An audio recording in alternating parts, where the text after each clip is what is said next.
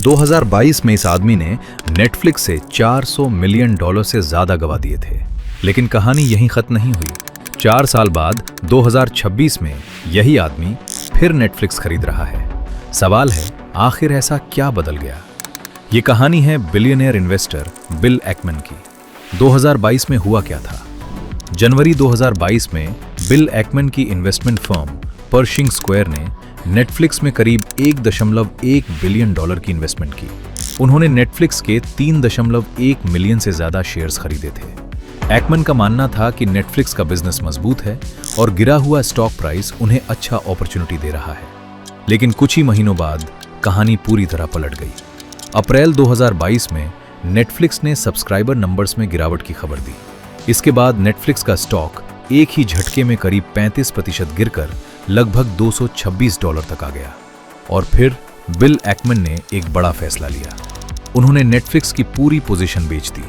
उनके करीब 3.1 million shares बेचने से उन्हें $400 मिलियन से ज्यादा का रियलाइज लॉस हुआ, यानी सिर्फ कुछ महीनों में लगभग $500 बिलियन का नुकसान।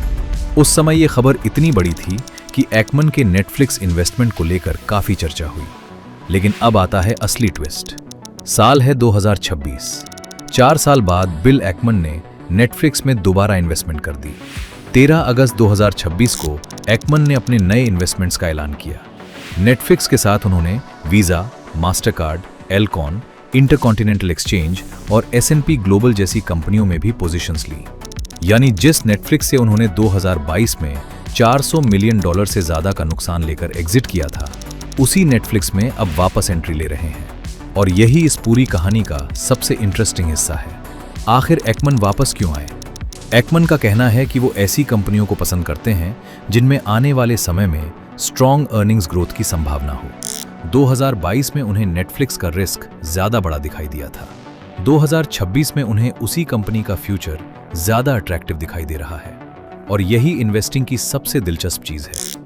कभी-कभी एक ही कंपनी पर आपका नजरिया कुछ सालों में पूरी तरह बदल सकता है। अब सवाल आपसे, क्या बिल एकमैन ने 2022 में नेटफ्लिक्स बेचकर गलती की थी, या उस समय $400 मिलियन का लॉस लेकर निकलना सही फैसला था? और अब 2026 में वापस नेटफ्लिक्स खरीदना स्मार्ट कमबैक है, या फिर वही पुरानी गलती दोबारा? आपकी राय क्या है? कमेंट में बताइए।